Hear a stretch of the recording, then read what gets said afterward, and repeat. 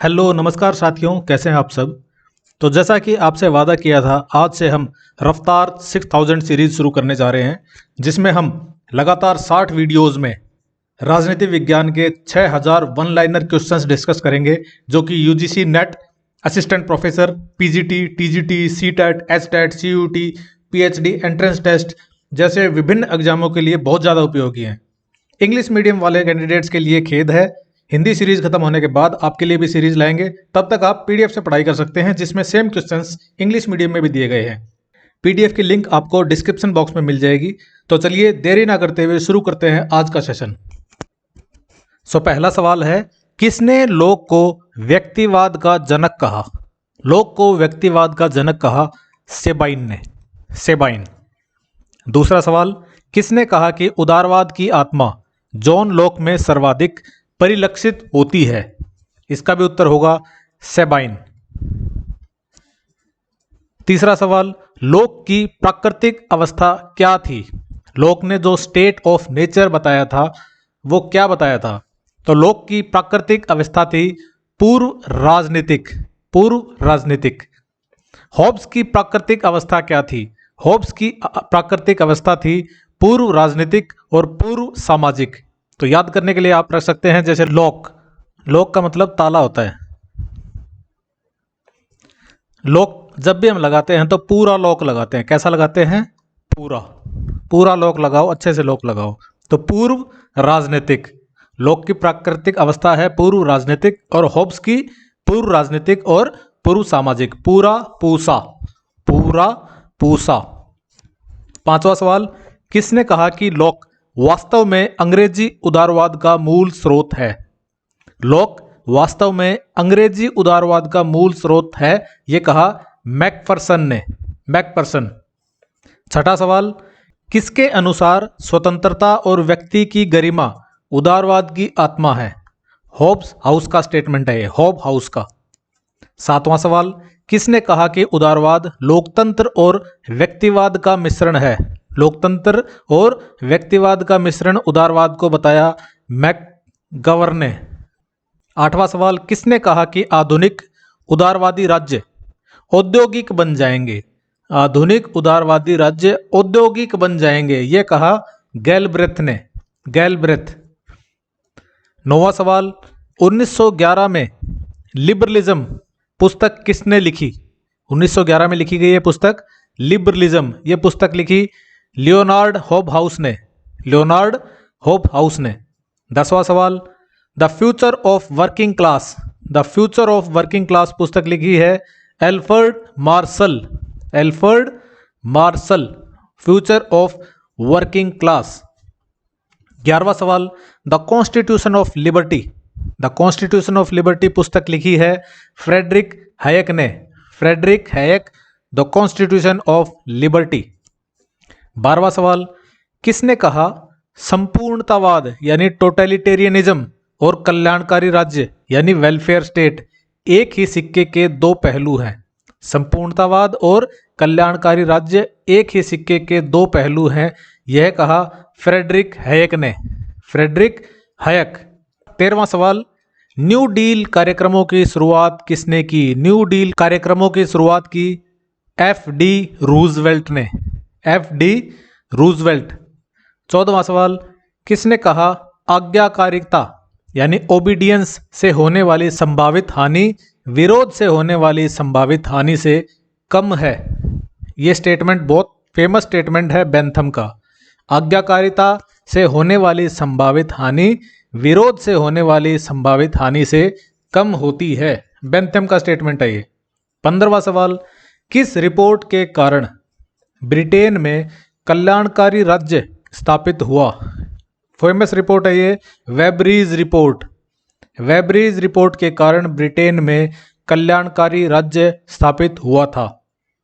16वां सवाल, great society कार्यक्रमों की शुरुआत किसने की? ग्रेट सोसाइटी कार्यक्रमों की शुरुआत की थी लिंडन बी जॉनसन ने, जॉनसन, एल.बी. जॉनसन ने ग्रेट सोसाइटी कार्यक्रमों की शुरुआत की थी। 17वां सवाल, रेडिकलिज्म नॉट डेंजरस, ये पुस्तक है 1819 में लिखी गई थी। रेडिकलिज्म नॉट डेंजरस ये पुस्तक लिखी है बेंथम ने। बेंथम की सारी पुस्तकें बहुत ज़्यादा इंपॉर्टेंट हैं क्योंकि बेंथम सिलेबस में है अपने, तो इनकी पुस्तकों का सीक्वेंस भी पूछा जा सकता है। ये एक लिबरल थिंकर हैं। 1819 में इन्होंने रेडिकलिज्म नॉट डेंजरस पुस्तक लिखी थी। 18वां सवाल, किसने राज्य के पितृत्ववादी आधार यानी पैटर्नलिस्टिक बेसिस को नकार दिया, मना किया? लॉक ने मना किया। 19वां सवाल, किसने कहा उपयोगितावाद न्यायसंगत वितरण में बाधा डालता है, यानी यूटिलिटेरियनिज्म जो है वो इक्विटेबल डिस्ट्रीब्यूशन में बाधा डालता है, रोड़े अटकाता है। यानी यूटिलिटेरियनिज्म उपयोगितावाद का विरोध किया था, इन्होंने विरोध किया था जॉन रोल्स ने। इन्होंने जस्टिस पे बहुत अच्छी थ्योरी दी है और इन्होंने उपयोगितावाद को क्रिटिसाइज भी किया है, उसकी आलोचना भी की है।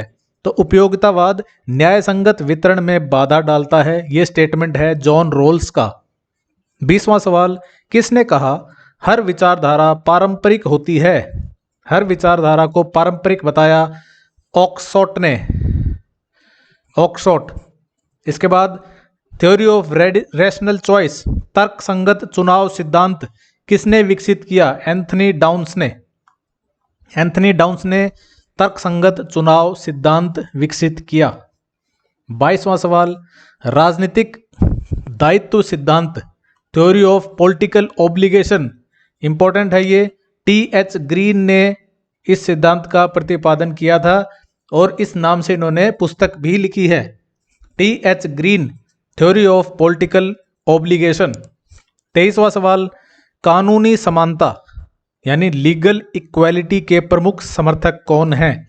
लॉक भी हैं और बेंथम भी है।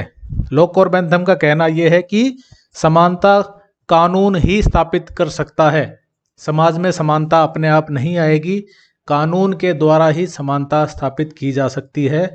लॉक और बेंथम कानूनी समानता के प्रमुख समर्थक हैं। किसने कहा संपूर्ण राजनीतिक इतिहास एक दार्शनिक अध्ययन है? संपूर्ण राजनीतिक इतिहास एक दार्शनिक अध्ययन बताया लॉस्की ने। लॉस्की, संपूर्ण राजनीतिक इतिहास एक दार्शनिक अध्ययन है, लॉस्की। उसके बाद 25वां सवाल, 1960 में न्यू फ्रंटियर शब्द किसने प्रयोग किया? 1960 में न्यू फ्रंटियर शब्द का प्रयोग किया जॉन एफ कैनेडी ने, जॉन एफ कैनेडी। 26वां सवाल, बहुलतावाद यानी प्लूरलिज्म शब्द का पहली बार उपयोग किसने किया? बहुलतावाद शब्द का पहली बार उपयोग किया हेरोल्ड लॉस्की ने, हेरोल्ड लॉस्की। 27वां सवाल, पीस मील सोशल इंजीनियरिंग खंडवार सामाजिक अभियांत्रिकी की अवधारणा प्रस्तुत की कार्ल पॉपर ने पीस मील सोशल इंजीनियरिंग की अवधारणा विकसित की। कार्ल पॉपर कहते थे कि सडन चेंज नहीं आने चाहिए किसी भी समाज में, एकदम से आप चेंज लाओगे तो आप एनिमी ऑफ ओपन सोसाइटी बन जाओगे, जैसे इन्होंने प्लेटो को एनिमी ऑफ ओपन सोसाइटी कहा। तो कार्ल पॉपर ने कहा कि अगर समाज में कोई चेंज लाना है तो पीस मील यानी छोटे छोटे टुकड़ों में लेके आओ, धीरे धीरे आप सोशल इंजीनियरिंग करो। तो खंडवार सामाजिक अभियांत्रिकी की अवधारणा दी है कार्ल पॉपर ने। 28वां सवाल, night watchman state, night watchman state का सिद्धांत किसने दिया? रॉबर्ट नोजिक ने दिया। रॉबर्ट नोजिक ने नाइट वॉचमैन स्टेट का सिद्धांत दिया। इनका कहना है कि स्टेट का काम सिर्फ नाइट वॉचमैन की तरह, सिर्फ वॉचमैन की तरह होना चाहिए ताकि अन्याय को रोक सके, बस बाकी स्टेट को कोई इंटरफेयर नहीं करना चाहिए किसी भी मामले में। 29वां सवाल, नव संस्थावाद यानी नियो इंस्टीट्यूशनलिज्म से कौन संबंधित है?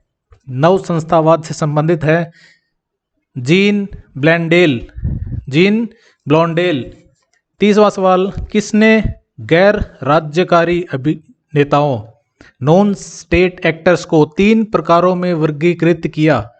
गैर राज्यकारी अभिनेता नॉन स्टेट एक्टर्स को 3 प्रकारों में वर्गीकृत किया कालेवी होल्स्टी ने, कालेवी होल्स्टी। 31वां सवाल, प्रतिनिधित्वकारी नौकरशाही यानी रिप्रेजेंटेटिव ब्यूरोक्रेसी की अवधारणा किसने प्रस्तुत की?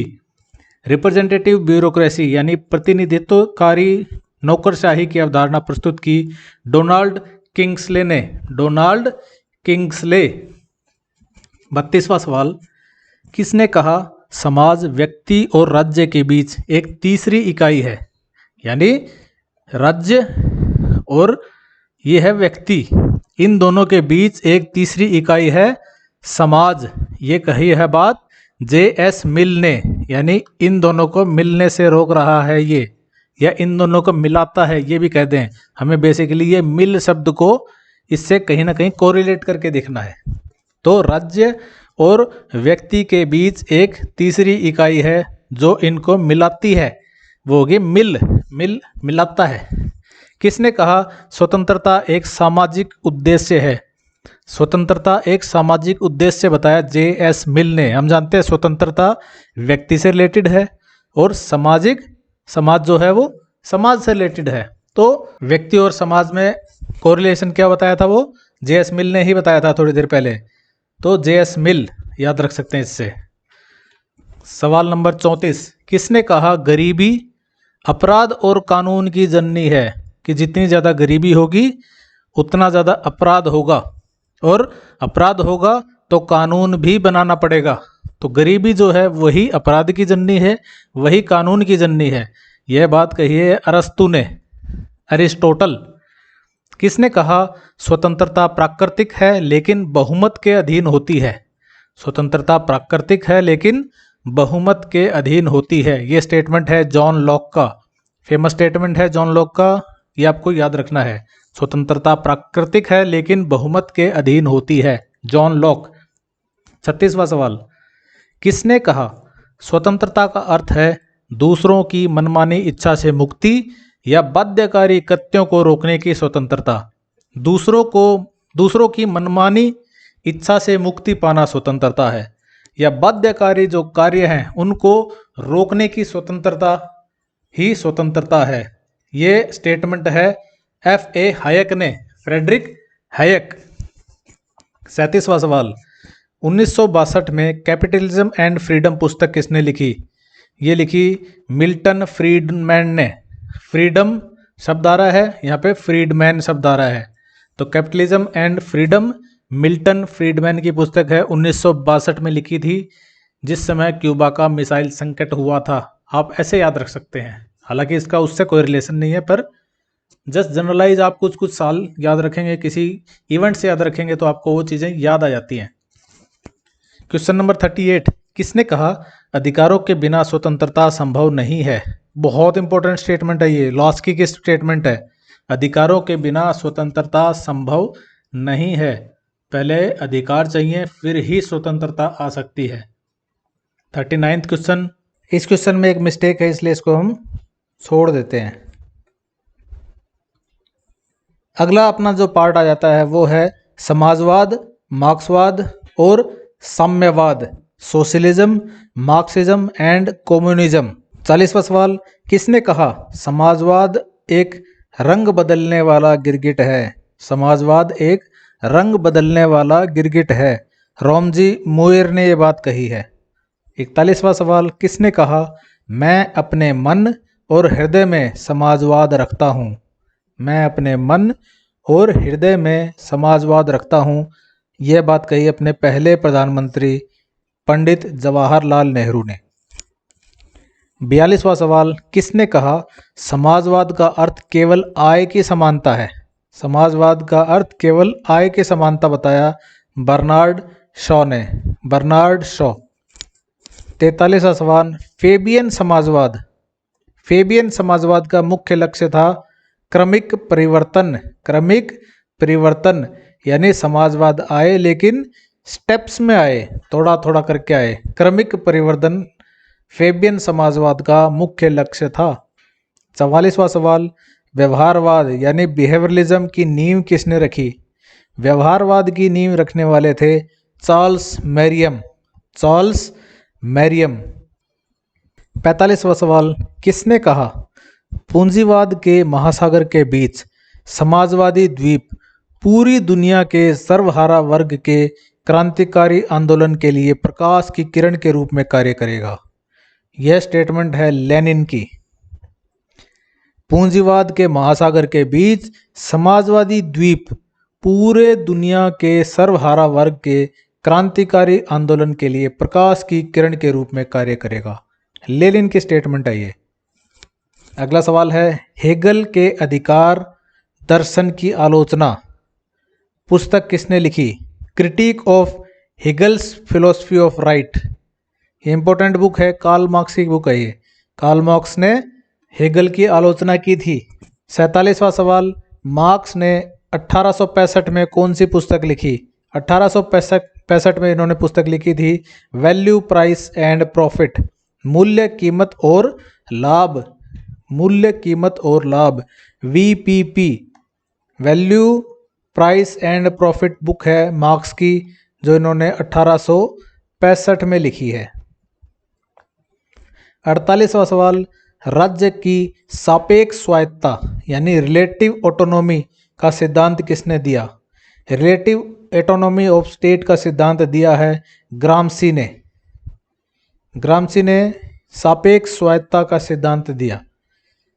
49वां क्वेश्चन, किसने युद्ध के बीच गतिशीलता और परिस्थितियों का सिद्धांत प्रस्तुत किया?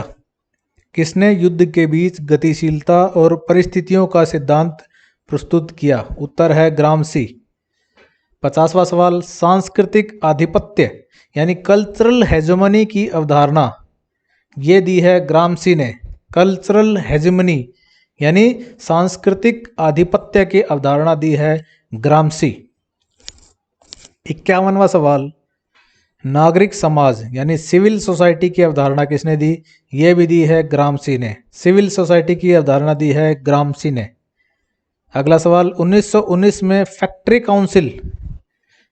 काउंसिल का सिद्धांत किसने दिया? ग्रामसी ने। 2 बार ये सवाल देखा जा चुका है एग्जाम्स में। फैक्ट्री काउंसिल का सिद्धांत दिया है ग्रामसी ने। ये क्वेश्चन देखते हुए ऐसा लगता है जैसे कार्ल मार्क्स ने दिया होगा कि मजदूरों से रिलेटेड कुछ ना कुछ होगा, फैक्ट्री से रिलेटेड कुछ ना कुछ है, लेकिन फैक्ट्री काउंसिल का सिद्धांत दिया है ग्रामसी ने। 53, कौन सी क्रांति गतिशील युद्ध का उदाहरण है? यह है रूस की क्रांति। रूस की क्रांति एक गतिशील युद्ध का उदाहरण है। फिर आ जाता है अपना क्वेश्चन नंबर 54, एक देश में समाजवाद, सोशलिज्म इन वन कंट्री का सिद्धांत। एक देश में समाजवाद का सिद्धांत दिया है स्टालिन ने। स्टालिन ने कहा कि एक देश में समाजवाद लेके आओ, आप सब देशों की तरफ मत भागो, एक देश में समाजवाद लाओ पहले। 55वां सवाल, किसने कहा समाजवाद का अर्थ केवल आय की समानता है? थोड़ी देर पहले भी ऐसा इससे मिलता जुलता स्टेटमेंट आया था बर्नार्ड शॉ का। समाजवाद का अर्थ केवल आय की समानता है। किसने समाजवाद को व्यक्तियों को समाज के अधीन करने की प्रक्रिया के रूप में परिभाषित किया? किसने कहा कि समाजवाद सिर्फ व्यक्तियों को समाज के अधीन करता है? ये स्टेटमेंट है ब्रेमली की। ब्रेमली ने समाजवाद को व्यक्तियों को समाज के अधीन करने की प्रक्रिया के रूप में परिभाषित किया। 1917 में राज्य पूंजीवाद यानी स्टेट कैपिटलिज्म पर विचार किसने दिया? राज्य पूंजीवाद पर विचार दिया बुखारिन ने। बुखारिन। 58वां क्वेश्चन, पूंजी का संचय, एक्यूमुलेशन ऑफ कैपिटल, पूंजी का संचय पुस्तक लिखी है रोजा लग्जमबर्ग ने। रोजा Luxembourg the accumulation of capital पुस्तक लिखी है इन्होंने। 59वां क्वेश्चन, किसने कहा कि भारतीय क्रांति में सर्वहारा किसान वर्ग की भूमिका होगी? भारतीय क्रांति में सर्वहारा किसान वर्ग की भूमिका होगी, यह बात कही अपने मार्क्सिस्ट स्कॉलर M.N. रॉय ने। M.N. रॉय ने कहा कि भारतीय क्रांति में सर्वहारा किसान वर्ग की भूमिका होगी। 60वां सवाल, साम्यवादी राज्य में नए वर्ग की अवधारणा किसने दी? साम्यवादी राज्य में न्यू क्लास की अवधारणा दी है मिलावान जिलास ने। मिलावान जिलास। 61वां सवाल, मार्क्स के अनुसार मनुष्य की मुक्ति के लिए क्या आवश्यक है? मार्क्स के अनुसार मनुष्य की मुक्ति के लिए फोर्स आवश्यक है, बल आवश्यक है। जब तक बल का इस्तेमाल नहीं होगा तब तक मनुष्य को मुक्ति नहीं मिल सकती। 62वां सवाल, युवा मार्क्स और परिपक्व marks, young marks and old marks के बीच अंतर पर किसने चर्चा की? किसने बताया कि मार्क्स को दो टाइप में डिवाइड किया जा सकता है। जब हम मार्क्स को पढ़ते हैं तो यंग मार्क्स अलग है, ओल्ड मार्क्स अलग है, इन दोनों की विचारधाराओं में फर्क है। तो ये अंतर की चर्चा सबसे पहले की थी अल्थ्यूसर ने, अल्थ्यूसर। नेक्स्ट, युवा मार्क्स के कितने रूप बताए जाते हैं? युवा मार्क्स के 3 रूप बताए जाते हैं। 64वां सवाल, संगठित बौद्धिक यानी ऑर्गेनिक इंटेलेक्चुअल्स की अवधारणा, ऑर्गेनिक इंटेलेक्चुअल्स की अवधारणा दी है ग्रामसी ने। संगठित बौद्धिक जनकों की अवधारणा दी है ग्रामसी ने। किसने वैनगार्ड पार्टी की तानाशाही का समर्थन किया? किसने वैनगार्ड पार्टी की तानाशाही का समर्थन किया? लेनिन ने किया। लेनिन ने कहा कि मजदूर अपने आप रिवोल्ट नहीं कर सकते, उनके लिए पार्टी बनानी पड़ेगी और वो पार्टी एक वैनगार्ड पार्टी की तरह काम करेगी, यानी वो पार्टी सबको लीड करेगी। और वो अगर पार्टी तानाशाही भी करती है तो मजदूरों को वो माननी चाहिए, क्योंकि वो मजदूरों को ही रिप्रेजेंट कर रही है वो वैनगार्ड पार्टी, तो उसके हर आदेश मजदूरों को मानने चाहिए। तो वैनगार्ड पार्टी की तानाशाही का समर्थन किया था लेनिन ने। 66वां क्वेश्चन, कौन सा देश एकल पार्टी साम्यवादी प्रणाली यानी सिंगल पार्टी कम्युनिस्ट सिस्टम वाला देश है? सिंगल पार्टी कम्युनिस्ट सिस्टम वाला देश है चीन। वहां पर एक ही पार्टी है और वो पार्टी कम्युनिस्ट पार्टी है, साम्यवादी पार्टी है।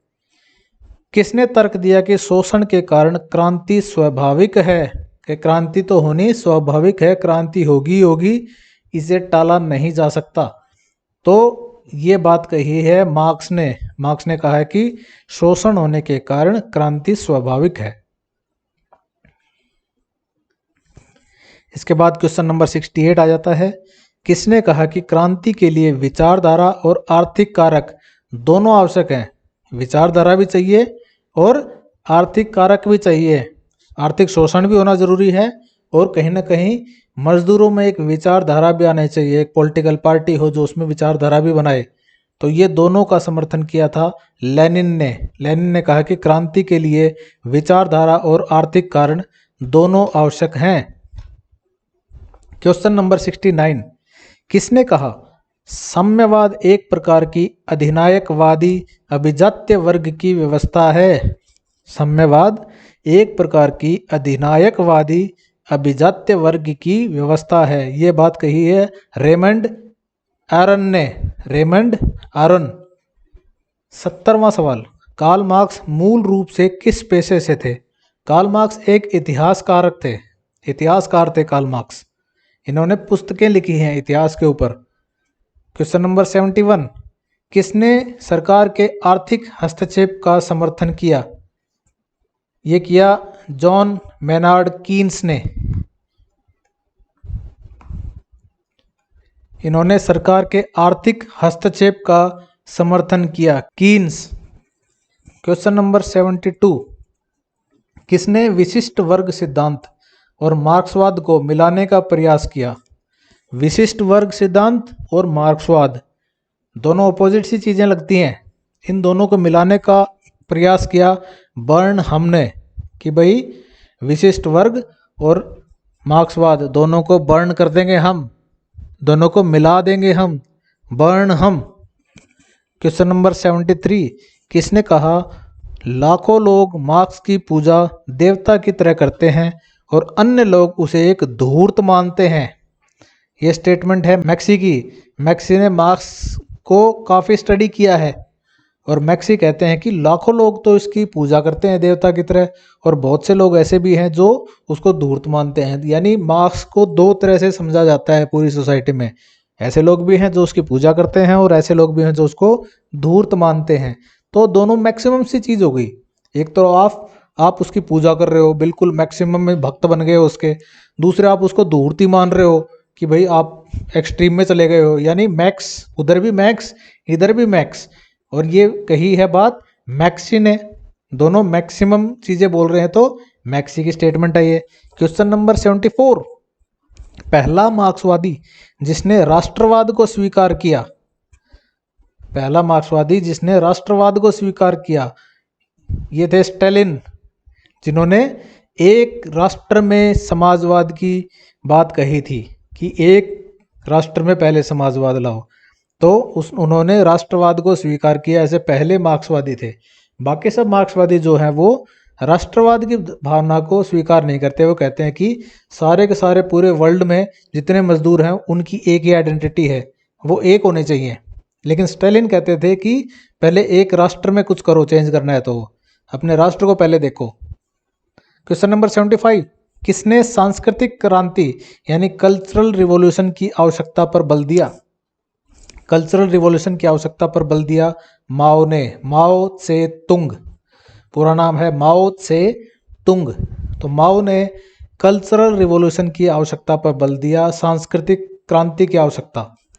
संघर्ष समाधान सिद्धांत, संघर्ष समाधान सिद्धांत, कॉन्फ्लिक्ट रिजोल्यूशन थ्योरी किसने विकसित की? कॉन्फ्लिक्ट रिजोल्यूशन थ्योरी विकसित की केनेथ बोल्डिंग ने। केनेथ बोल्डिंग, बोल्ड कर देते हैं विकेट, है ना, आउट कर देंगे यानी विकेट गिरा देते हैं, बोल्ड कर देते हैं। तो काफ़ी संघर्ष करता है बॉलर, बहुत संघर्ष करेगा, 5 बॉल तक संघर्ष करेगा, कभी इन स्विंग मारेगा, कभी आउट स्विंग मारेगा, कभी यॉर्कर मारेगा, संघर्ष कर रहा है और लास्ट में उसका समाधान हो जाता है जब विकेट उड़ जाती हैं और बैट्समैन बोल्ड हो जाता है। तो केनेथ बोल्डिंग, संघर्ष समाधान सिद्धांत। Question number 77, Eros and civilisation, Eros and civilisation पुस्तक किसने लिखी? हर्बर्ट मार्क्यूजे ने लिखी। हर्बर्ट मार्क्यूजे की किताब है Eros and civilisation. Question number 78, किसने मार्क्सवाद को युग का भ्रम कहा? मार्क्सवाद को इस पूरे युग का सबसे बड़ा भ्रम कहा एक्टन ने, लॉर्ड एक्टन ने कहा युग का भ्रम मार्क्सवाद को। क्वेश्चन नंबर 79, किसने कहा प्रतियोगिता पर आधारित भौतिक प्रगति आगे की मानवता की ओर ले जाती है? ये स्टेटमेंट है मार्क्स की। प्रतियोगिता पर आधारित भौतिक प्रगति आगे की मानवता की ओर ले जाती है। इसका मतलब ये है कि भाई भौतिक प्रगति प्रतियोगिता के द्वारा होती है, क्लैश करती हैं चीज़ें, दो वर्ग क्लैश करते हैं और एक वर्ग आगे निकल जाता है, एक वर्ग खत्म हो जाता है। तो इन्होंने इतिहास को समझते हुए बात कही थी कि प्रतियोगिता पे आधारित पूरा समाज चलता है, जो पूरी भौतिक प्रगति होती है वो प्रतियोगिता पे आधारित होती है और इससे आगे मानवता की ओर जाते रहते हैं हम। मार्क्स का स्टेटमेंट है ये। क्वेश्चन नंबर 80, किसने शासक वर्ग द रूलिंग क्लास लिखी और स्वतंत्र चुनाव को एक मिथक कहा? स्वतंत्र चुनाव को मिथक कहा मोस्का ने, स्वतंत्र चुनाव को मिथक कहा मोस्का ने और इनकी पुस्तक है the ruling class, the ruling class. Question number 81, मार्क्सवादियों के अनुसार कम्युनिस्ट पार्टी की सर्वोच्च संस्था कौन सी है? मार्क्सवादियों के अनुसार कम्युनिस्ट पार्टी की सर्वोच्च संस्था है polit bureau, polit bureau. Question number 82, किसने साम्यवादी राज्यों में एक नए वर्ग के अस्तित्व की चर्चा की? साम्यवादी राज्यों में एक नए वर्ग के अस्तित्व की चर्चा की जिलास ने, जिलास। क्वेश्चन नंबर 83, दबाव समूहों यानी प्रेशर ग्रुप्स का व्यवस्थित अध्ययन सबसे पहले किसने किया? प्रेशर ग्रुप्स का व्यवस्थित अध्ययन सबसे पहले किया बेंटले ने, बेंटले। क्वेश्चन नंबर 84, किसने नागरिक समाज संगठनों की तुलना किलों और मिट्टी के बांधों से की? नागरिक समाज संगठन, नागरिक समाज के जो संगठन होते हैं उनकी तुलना किलों और मिट्टी के बांधों से की ग्रामसी ने। Question number 85, relative autonomy of state, राज्य की सापेक्ष स्वायत्तता की अवधारणा दी ग्रामसी ने। रिलेटिव ऑटोनॉमी ऑफ स्टेट, राज्य की सापेक्ष स्वायत्तता की अवधारणा ग्रामसी के द्वारा दी गई थी। अगला सवाल, ग्रामसी के अनुसार नागरिक समाज मुख्य रूप से किससे उत्पन्न होता है? नागरिक समाज मुख्य रूप से सहमति यानी कंसेंट से उत्पन्न होता है। क्वेश्चन नंबर 87, साम्राज्यवादी युद्ध को गृह युद्ध में बदलना सर्वहारा क्रांति की संपूर्णता है। यह किसने कहा? साम्राज्यवादी युद्ध को गृह युद्ध में बदलना सर्वहारा क्रांति की संपूर्णता है। यह स्टेटमेंट है लेनिन की, लेनिन। क्वेश्चन नंबर 88, किसके अनुसार भौतिक विचार या सोच क्रांति का प्रभावी कारण है? भौतिक विचार या सोच क्रांति का प्रभावी कारण है। यह बात कही लेनिन ने। क्रांति के लिए पहले सोच विकसित करनी पड़ेगी, भौतिक विचार विकसित करने पड़ेंगे, तभी क्रांति होगी। क्वेश्चन नंबर 89, किस पुस्तक में लेनिन ने अपनी पार्टी की अवधारणा प्रस्तुत की? लेनिन की पुस्तक पूछी है, इसमें उन्होंने अपनी पार्टी की अवधारणा प्रस्तुत की थी। इस पुस्तक का नाम है क्या किया जाना चाहिए, what is to be done. What is to be done पुस्तक है लेनिन की। What is to be done, भाई पार्टी बनाओ, क्या किया जाना चाहिए, पार्टी बनाओ। तो पार्टी की अवधारणा what is to be done पुस्तक में इन्होंने दी थी। क्वेश्चन नंबर 90, लेनिन ने निष्कर्ष निकाला कि पूंजीवाद का विघटन कहाँ से शुरू होता है? पूंजीवाद का विघटन होता है औपनिवेशिक परिधि यानी कॉलोनियल पेरिफेरी से शुरू होता है। औपनिवेश जो बनते हैं, औपनिवेशिक जो राज्य हैं, वहां से पहले पूंजीवाद का विघटन शुरू होगा। लेनिन का निष्कर्ष है ये। 91, किसने दबाव समूहों यानी प्रेशर ग्रुप्स को विधान पालिका का तीसरा सदन कहा? प्रेशर ग्रुप्स को विधान पालिका का तीसरा सदन कहा फाइनर ने। फाइनर प्रेशर ग्रुप को विधान पालिका का तीसरा सदन कहा, फाइनर।